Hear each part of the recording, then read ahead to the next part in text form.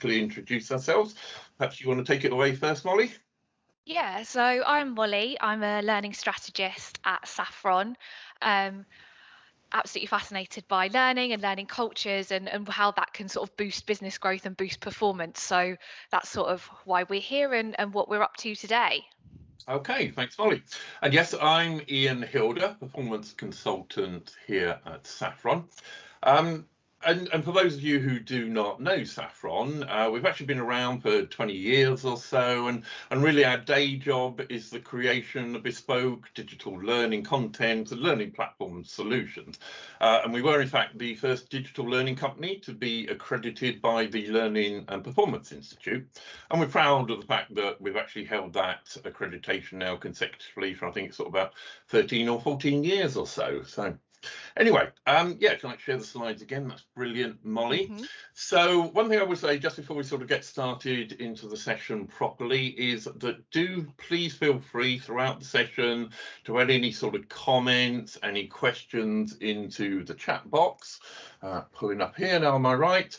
So, and we'll obviously be picking those up towards the end and answer questions we've got for you. So anyway, so to set a little bit of an agenda for what we wanted to talk about today. So we were really kind of inspired to put this webinar together by a recent survey from the LPI, on which they'd asked global heads of learning their top 5 challenges, and building a digital learning culture came back as number 1.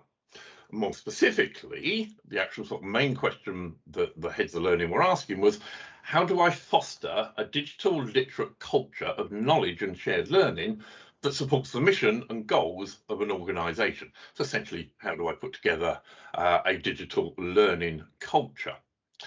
So we, in a possible sort of fit of madness, thought that what we'd try to do is to address that question and at least share some of our thoughts and some of our experience that we've gathered in working with our many clients over the years. But before we really sort of could do that, we really had to answer the question of, well, what is a learning culture? Because I don't know about you, but I know that it's one of those phrases that gets bandied around. And is it just another buzz phrase? Is it just a fad?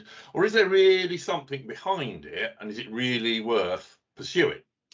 So that's our agenda for today. My colleague Molly is going to take you through in a couple of minutes the first couple of points. So demystifying or defining learning cultures, be they digital or otherwise.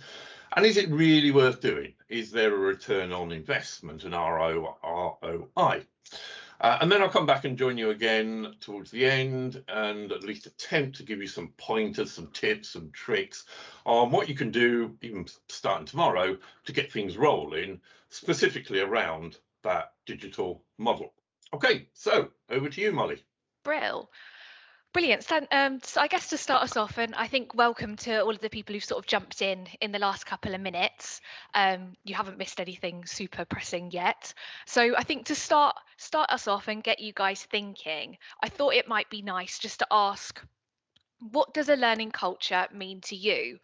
And you're more than welcome to just think about this yourselves, or feel free to put some suggestions and some comments in the chat. I think it might be nice just to get a bit of communication going. So yes, please do put anything, if there's any immediate sort of thoughts, as I say, brush off some of those cobwebs. Don't know about you guys, but I'm on my second cup of coffee now already. So any sort of thoughts, immediate sort of thoughts you've got there. If not to worry. We're obviously, that's kind of why you're here today anyway, to at least hear from ourselves what we may be sort of thinking within that environment. Okay. No problem. Here we go. People taking ownership of their development, spending time to learn and pool resources. I like that one. That's good. An environment Taking ownership is good.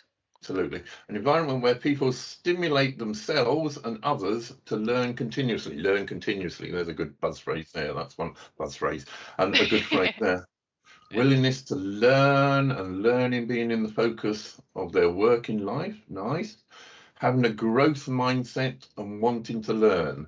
Okay, I'm liking that. I mean, there's some good things there. There's some things we're definitely going to be picking up there. Learn continuously, sharing information. Nice. Thank you for your contributions there, and I think we're going to be addressing some of those. Organisations with acceptance, their learning is important with time to. I like that one. Thank you, Chris. I think you might be the first who's actually sort of put in the whole organisation piece there, and That was learning is Claire. important. Claire Hopewell. Sorry, Claire. I do apologise. Oh, God, I need to change my glasses. All right. Okay. Fair enough. Good stuff. Good start. No, You that want was, to take it? yeah, that was really, really wonderful. And thank you so much for your feedback. That was some really great sort of insights into what it means to you. So thank you very much for that.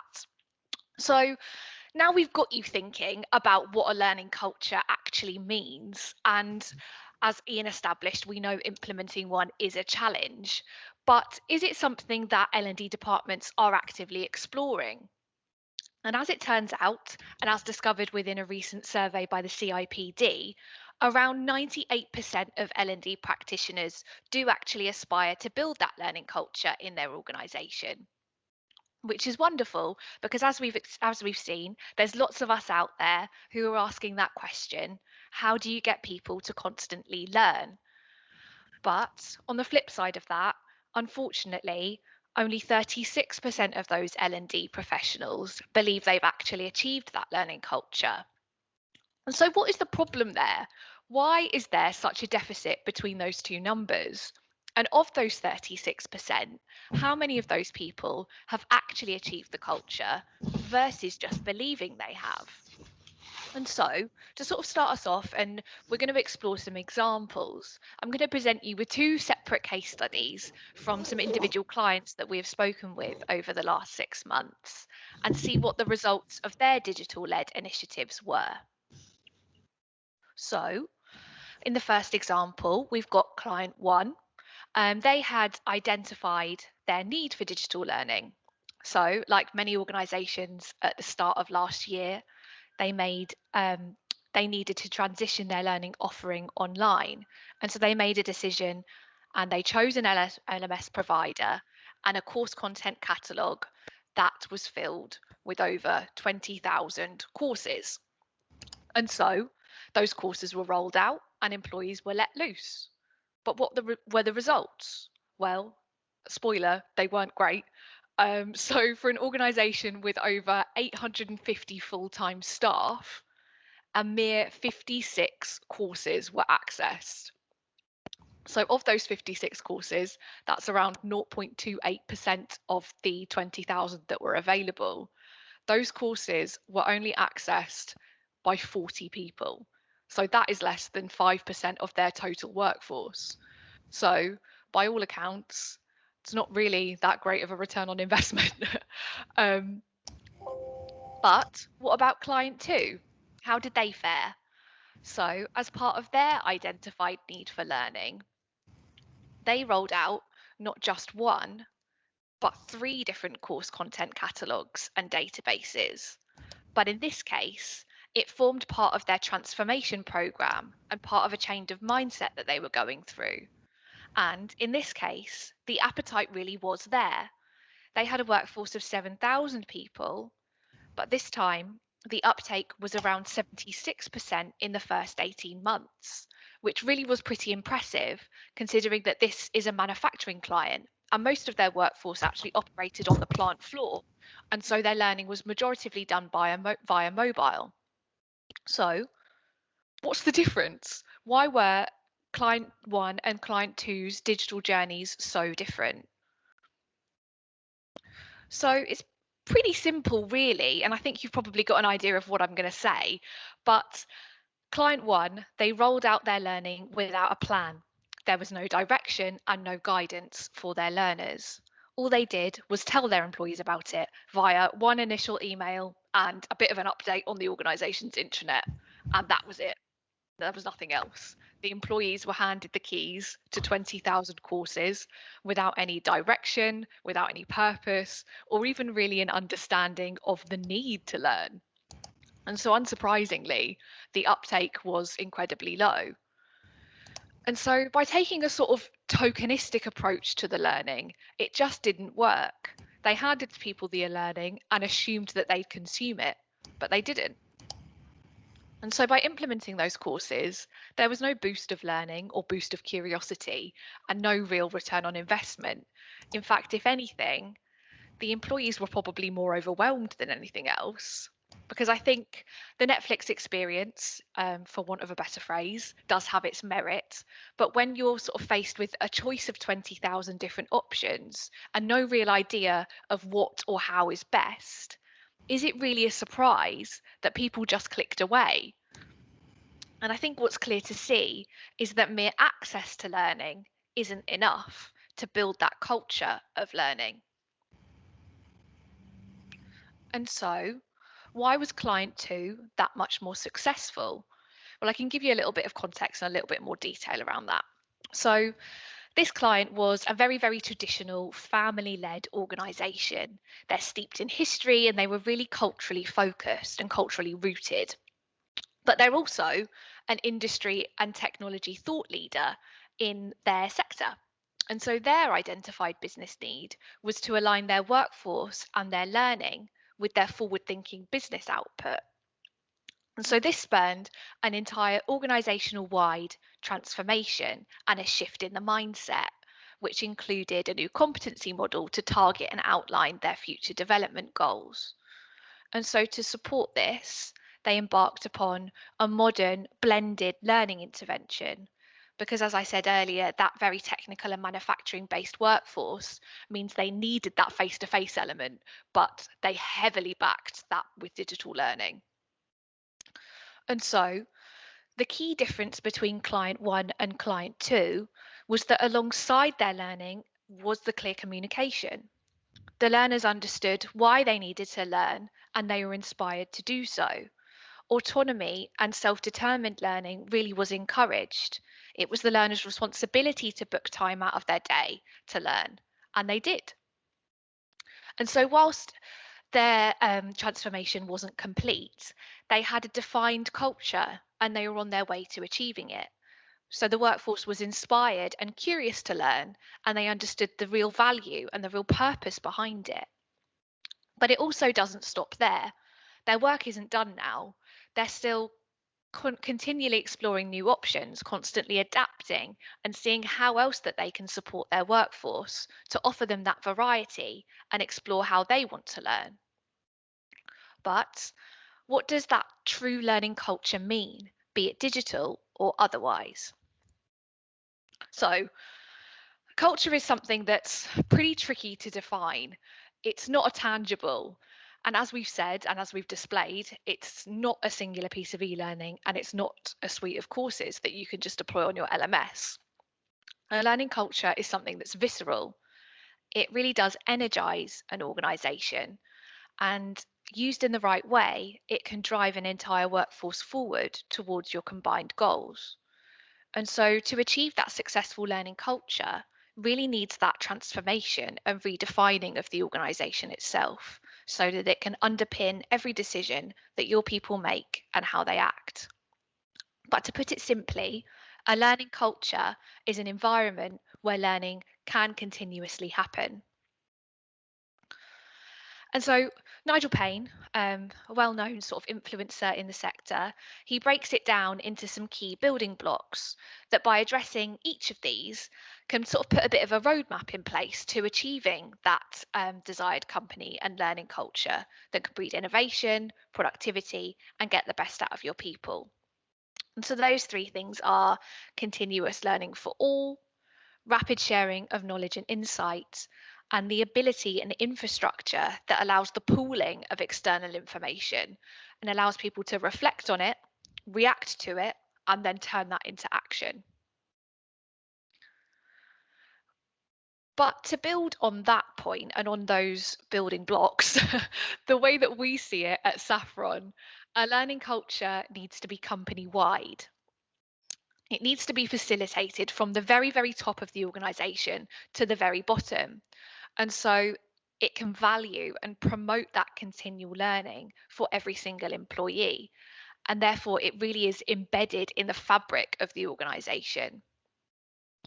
So, what's really key is that the workforce needs to be free to experiment. They need to be able to make mistakes and learn from them. But in turn, that trust needs to be in place from the line managers that facilitates that open communication from all individuals so that you can prevent self-protection, any cover-up, any dishonesty that can spawn from lack of trust. But what's also key is that that tolerance for failure is organization-wide. So there's an understanding that allowing experimentation is key because it fosters that creativity and innovation. And that in itself perpetuates a desire and a passion to learn. Because after all, when we fail, we learn from that. And so also enabling sort of formal and informal collaboration by encouraging and cultivating the sharing of ideas and insights can allow space to solve problems together as well. But finally, with a clear sense of purpose that underpins all of these elements, we really can achieve that workforce that understands and knows how to play their role in achieving the business goals and aspirations. And by utilising that open dialogue that starts from the very top and trickles down, every employee can play their part in feeding it and feeding the culture and continually learning. And so all of these working together results in learners who are able to actively seek out feedback in order to grow, as well as employees who are curious and hungry to develop, but ultimately a workforce that is adaptable, is resilient, and is agile. So what you might be thinking is that all sounds great and pretty idyllic, but what are the true organisational benefits? And will implementing a digital culture change genuinely generate a return on investment? So PwC had some really fascinating insight actually into this in their recent CEO survey into what organisations who have got those advanced upskilling initiatives, i.e. a digital learning culture, look like versus those who are in their infancy. And so the survey compared the results of CEOs who have reported the least progress in upskilling versus those who have reported the most when they were asked the question, how effective are your upskilling programs in achieving the following outcomes? And the survey covered and measured 6 different outcomes, but I'm just going to touch on 3 specifically. So in this specific graphic, we're able to see that for the organisations who have got that institutionalised reskilling initiative, that there really was a significant boost in workforce productivity. So around 24% more CEOs in advanced organisations experienced a very effective impact on their workforce's productivity. And to follow on from that, around 22% more CEOs experienced improved business growth as a result of their upskilling programs.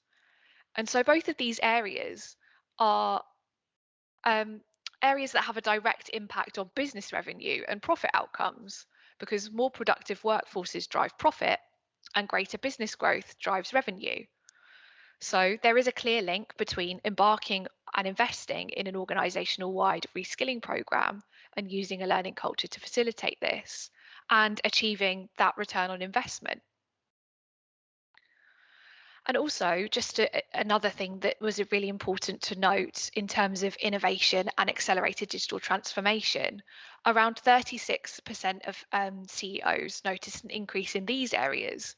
And these areas specifically are going to form a key element of ensuring that organisations do remain relevant and agile during the uncertain future of work that we're sort of facing down. And so, combined alongside the other statistics that were featured in the report, do indicate a real positive impact that embarking on reskilling can have on an organisation. And so it really is a business imperative to ensure that your workforce is given the opportunity to learn, develop, and reskill. And as we all know, with the current landscape, using digital with that is going to be key.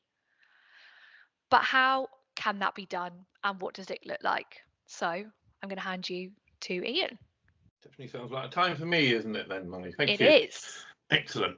Okay, so obviously taking you through and got some sort of definition now about what a digital learning culture looks like. And you've got some great statistics there from PwC that really support the potential returns that, if you do this right, can be achieved. So great, armed with that, you go to CEO, say, can we have a digital learning culture, please? And he says, yes, can I have it tomorrow, please? So now the question is, what do you, L&D, do? Now, obviously, the first thing you do is you don't necessarily say you can have it tomorrow. But let's talk about a very top level approach to start with. So this is a bit of a strategic sort of level discussion here.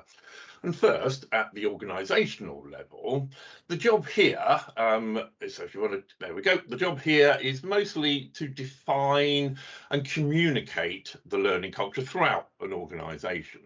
And then second, it's really to evaluate, adapt, upgrade the infrastructure systems that support the delivery of that vision. So that's about your learning and management systems or a suite of systems. Do they enable easy access to learning? Do they allow individuals and teams to share information? Can they reflect and build on that learning? And do they enable dialogue and feedback from the bottom to the top so that you can change and adapt?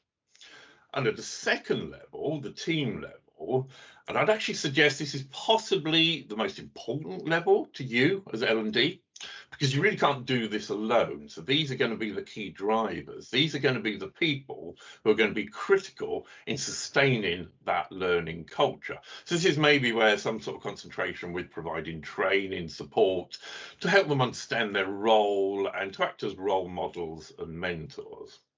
And then finally, down at the individuals level, finally, but definitely not least, this is about continuous communication and making people aware of the opportunities for self-development and providing them with the tools and the opportunities for that reflection, that feedback, and to develop their own learning pathways. That's very, very high level.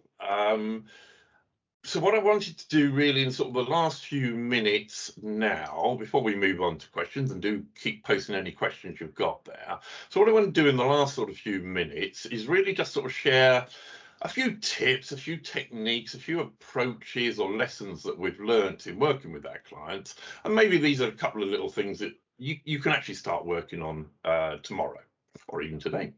Okay, so first up, let's talk about the making learning accessible. So this is largely a systems question, it's true.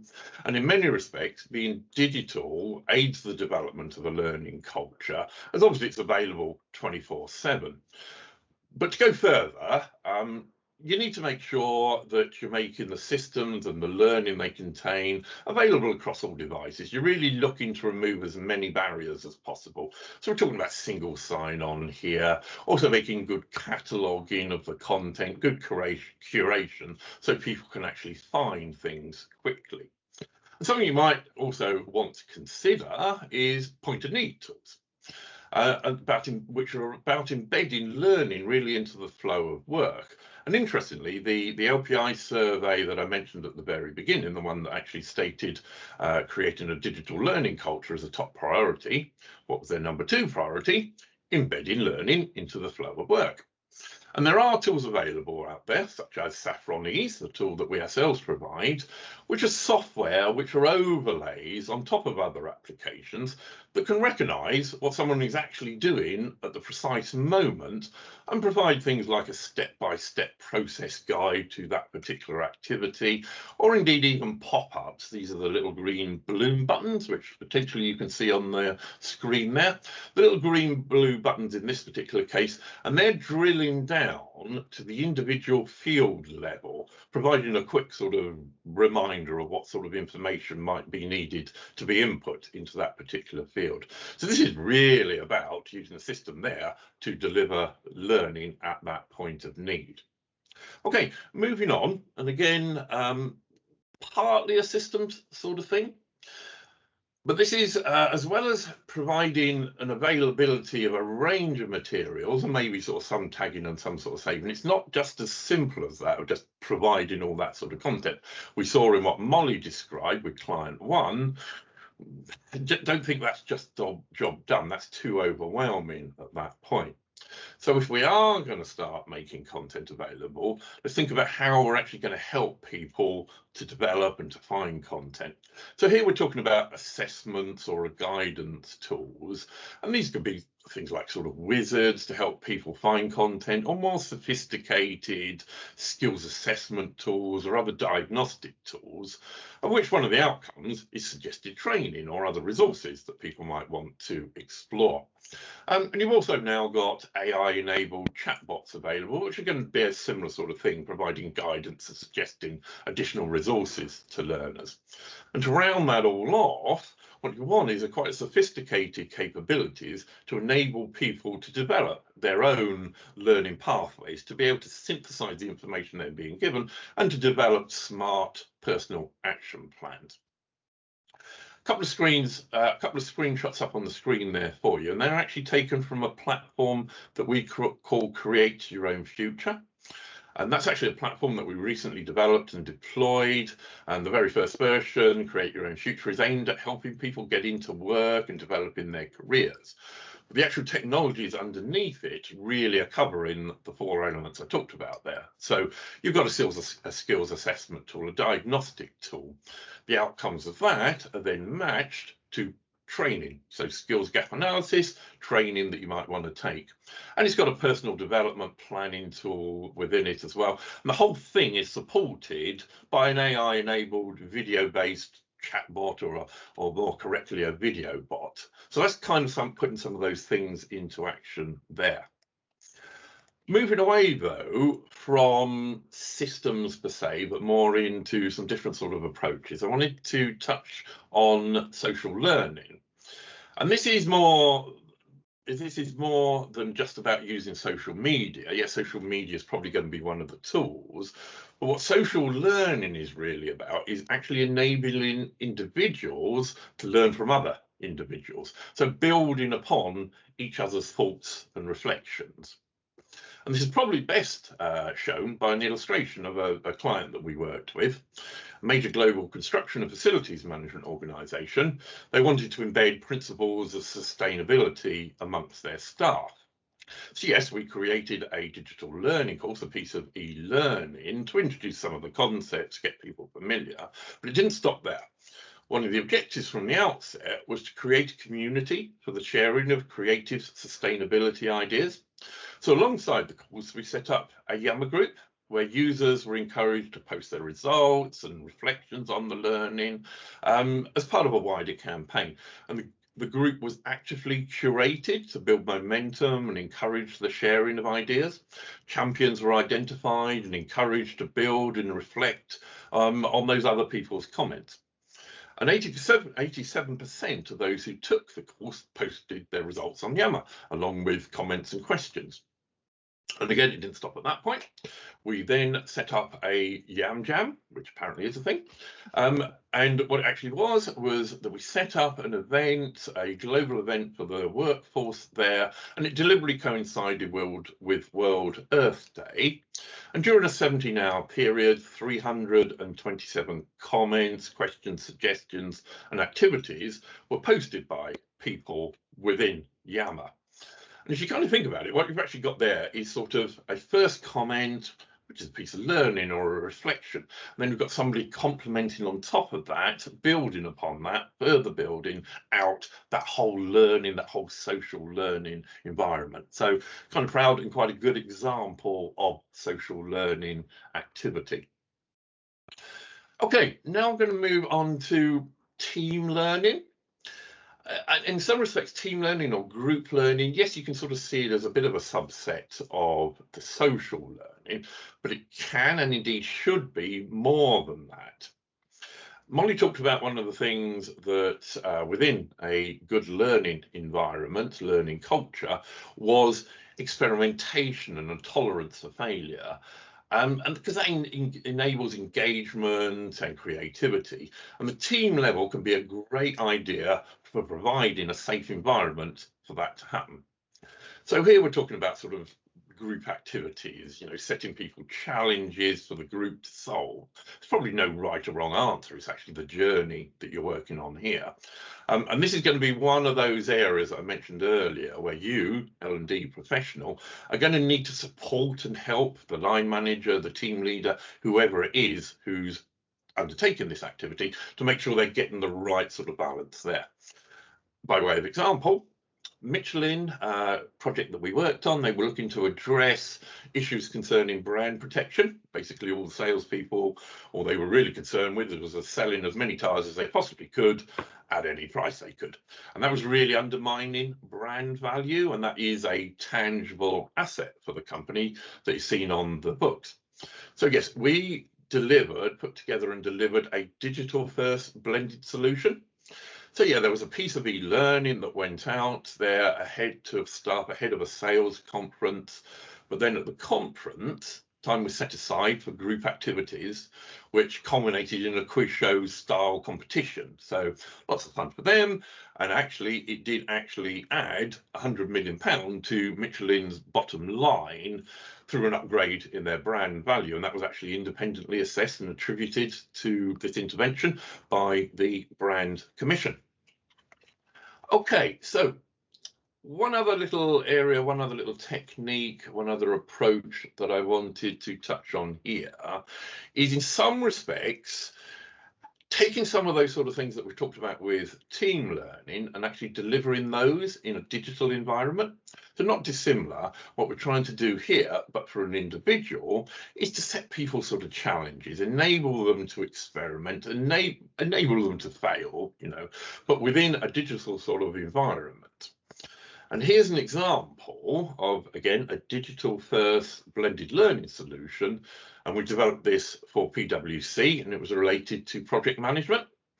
And this was actually anything from a sort of 2 to 3 hour experience for the learner. There was lots of branching, lots of different avenues they could take, so therefore the time varied. And what actually happened within the course, that the learner was thrown into a scenario where they were only given partial information. They had to find further information as they went through it. Was the information biased or not? They couldn't necessarily tell. They're faced with a series of discussions or decisions, which are really sort of judgment calls rather than necessarily right or wrong sort of things to do. And they've really just got to do the best they can.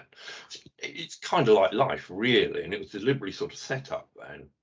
And so what we've actually done is create an environment for that safe experimentation, for people to fail, for people to retry again. And at the end of the course, they're actually asked to take a self-assessment of how they thought they actually did with the course. And then that's actually compared to what was actually happening throughout the course was an actually assessment piece that was going along. So again, prompting that piece of self-reflection, maybe retaking some of the activities. Now, final thing I want to touch on is coaching and mentoring. And I kind of wanted to sort of bring this up as a final sort of thing, because as much as being a technique, I want to suggest really that this is really the attitude for L&D, or through them, for line managers and team leaders. It's going to be very important within that digital learning culture. Now, we ourselves, actually, with some of the interventions, some of the e-learning that we produce, we try and bring that in with the guide on the side. In the PwC course, there was a mentor that the user could call on for advice at certain points, or else they'd pop up and actually intervene at different sort of points. And again, I mentioned create your own future. There's actually an AI-enabled mentor in that who's doing a similar sort of thing. It's available on demand to the user, but actually also prompted by various activities, pops up at different sort of stages as well. And in a broader sense, I'd suggest that's kind of what we need to do in L&D, especially in a digital learning culture. What you're really about is providing the tools and the content to facilitate the learner, but then let them explore.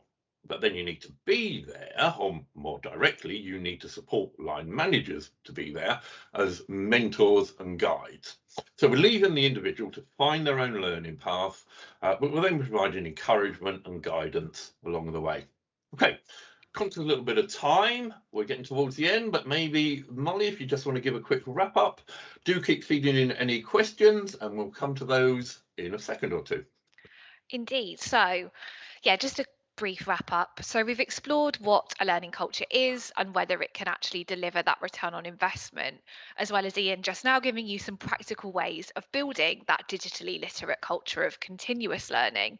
But to bring it all together, are learning cultures just a fad, or are they genuinely worth the investment? Well, I think it's not necessarily for us to come to a fully fledged conclusion, apologies, but we can give you sort of a bit of a summary and let you perhaps decide for yourselves. So, remote working and the resulting Zoom fatigue and the demand for digital aren't going to be disappearing anytime soon. So, ensuring that your organisation and you as L&D have your best digital foot forward, if you will, and can keep your workforce engaged, motivated, and productive with the learning that you offer really is vital, because the old methodologies and old approaches aren't really going to cut it anymore, and they aren't going to deliver the impact that you need. And I think, yes, it is kind of possible, as we displayed with our dear friend client one. Digital learning cultures can be fads and they can be a bit of a waste of time, but that is only if they aren't integrated or approached in the right way with that company culture that underpins them. And so L&D's role is to fuel the fire, really. They need to adapt, they need to learn what's working and learn what isn't working in order to keep that continuous learning going and keep things mobile. And finally, resilience, agility, and adaptability of both the workforce and the organisation itself really are going to be key in being able to face the uncertain future of work. And so, by adopting this digitally literate culture of learning, you are really best placed to achieve learners who are able to thrive in the face of uncertainty and are confident to live through that change and live through that uncertainty. So that's pretty much it from us. We've put our 2 cents in and given you our take. And thank you so much for sort of coming and listening to us today and taking time out of your busy days. And we'd absolutely love to take any questions and get people talking. So feel free to put any more questions in the chat. Or if you do feel comfortable, you're more than welcome to stick your hand up and you can ask a question that way if you would like to. But that is pretty much it from us. Brilliant. Thank you, Molly, and thank you for everybody for listening here. So yes, I've been having a quick sort of look through some comments and questions have been coming up while we've been talking. David Pataki, I'm trying to get that right.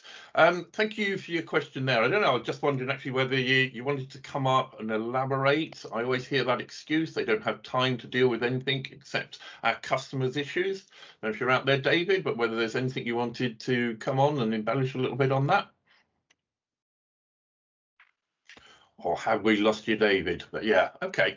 But no, all right. So let's address that question as first sort of question there. Because to me, I think that speaks really to the overall message of a digital culture, or sorry, a learning culture. And a bit like what Molly was sort of describing with client one and client two, difference there being that whole sort of surround of the culture there. So if you've actually got that coming back, the question of saying, okay, we haven't got time to do this. 2 sort of questions come to my mind. One is that true? And the second question is, how are we going to support them? And by what I mean that first question, is that true? Is that more an excuse from the individual that they're actually sort of don't recognize the value, don't see the point of doing some of this? But a second sort of level is, how are we going to support them? Do we have the culture around and in place that is actually going to give them that time, is going to actually ensure that the company sees the value and you, therefore, within that, are going to be supported? So there's two sort of things there. I'm hoping I'm making sort of sense a little bit. Is one, have we got the culture around there? So client one, definitely what didn't have the culture there. But the second is, okay, if we've got that culture in place, are we now really sort of dealing with an individual who, but doesn't quite buy into that sort of culture to maybe some sort of extent, doesn't see the value for themselves? And so that, in my mind, then starts to develop in there is some of the things I talked about a little bit with things like team learning, with social learning, etc. as well. And we're starting to talk there where it's using the fact that they can see other people engaging. So it becomes a public thing rather than just a private thing that people are actually doing. And you're actually using, within behavioral science, sort of a social default bias there. So what you're actually doing there is making things public, seeding the community, not forcing that individual, but you're actually beginning to see that other people are doing this. And that's building a momentum and kind of making people changing their own sort of mindsets as they progress through there. Don't know, any sort of immediate thoughts there as I'm rambling on that one, Molly, or anything you're picking up there? I think it's. Oh, and David's fed in here. He said, "I feel that it's far stronger motivation factor to solve a problem than to learn something new. I struggle with this." Yeah, exactly. So, that's Are you going to go off on self-determined learners? Molly, that's so offensive, that one, didn't it? Anyway, it does, and that is sort of what feeds into it, isn't it? It's the need to solve that problem and to overcome a barrier inside. Oh, and as Nuri has just said just now, by solving a problem, are you not learning something new? You exactly are, because you're sort of, but also synthesizing what you already know and what you've already learned in order to overcome that problem as well. Yeah. It's interesting that dialogue there in a way, because absolutely you're learning something, and in a way it's slightly outside, but it's something else that we talk about. And indeed, we can provide you links at the recent Learning Tech Online LTDX show. We went into talking about self-determined learners, and the self-determined learner is exactly that. Is somebody who's actually looking to solve their own sort of problems and can come across different sort of and develop their own sort of learning paths. And it's where, as L&D, you're right, it's actually providing skills. It's almost like that sort of mentoring thing here. So we're not actually now trying to push learning to people. We're actually trying to facilitate them so that when they do come across those problems, they've got at least those team activities, they've at least got some sort of areas and ways and methodologies that they can go to that are going to help them address that particular sort of problem. And if they can't, then they've got places they can go to find out answers quickly. So that, again, that comes down to point of need, learning in the flow of work. So it's opening up a whole sort of different sort of area there. But I do agree, it's a kind of that mindset thing where you've got to take both the individual and indeed the company from sort of saying it's okay, now I've got to go and do some learning. I almost kind of want to lose the phrase learning, because I think it comes with a lot of baggage, where it's sort of, okay, I've got to go do some training, I've got to go do some learning. There's just never enough time from there. Learning shouldn't be something that is outside of an overall culture, but I think it has that sort of baggage with it. But when we're talking about a learning culture, what we're actually talking about is something that is embedded, and we're learning without even thinking that we're learning. I've rambled. Did that make sense? I don't know. I go off on these on occasionally. Well, Brian's got a really good point. He said the trick is to get people sharing the learning when they have solved a problem. And that's exactly a good point as well. Sort of putting the infrastructure in place where people have got that sort of central hub where they can say, this is a problem I faced, this is what I did, what do you think? And so that people can feed into that and ask them questions and learn from whoever that individual's experiences, and sort of build upon that, because all of those conversations and all of those further comments and feedback is another opportunity for people to learn, for that initial individual to learn, but also for those contributors to learn as well and create that conversation. Absolutely. Semi-conscious of time, we did promise you 45 minutes, I think, and so we're probably at that. But I do kind of just want to pick up on one last thing before maybe we sign off, because I think it was way back when, first sort of question there from Orla, talking about how do we reward people, how do we incentivize people to share information, and a couple of other sort of comments there that have followed on from that. And I agree, it's not as simple as sort of saying, okay, whatever it might be, you know, almost the last thing you want to do is say, okay, earn points or earn tokens or something like that. It's not, you don't want to incentivize people for just purely sort of financial means or something like that. But yes, there is something around that whole sort of culture piece where you've actually spread the feeling, the culture across all levels. We talked about organizational, we talked about management, and where you actually do build in that learning, that sharing into potentially sort of performance reviews, performance rewards. But you don't want it to be something that you're bashing people over the head with, but something where there is that sort of encouragement, that social sharing of information. I also touched on a little bit with the social dynamics there. You look like you had something to say there, Molly. Well, I was considering it, but but I think it's also part of that intrinsic motivation, isn't it? So that the employee can see the motivation and the reason that they want to learn and why they need to learn and the sort of benefits for themselves. So I think it's sort of if they can see their own benefits and their own reasoning why they need to learn, they'll automatically want to do it and sort of be active in doing so. Absolutely, absolutely. Okay, and yeah, lots of good stuff coming through there as well. I'm busy on truth trying to sort of keep up with some of the sort of questions and the thoughts. That's brilliant that we've got coming in there.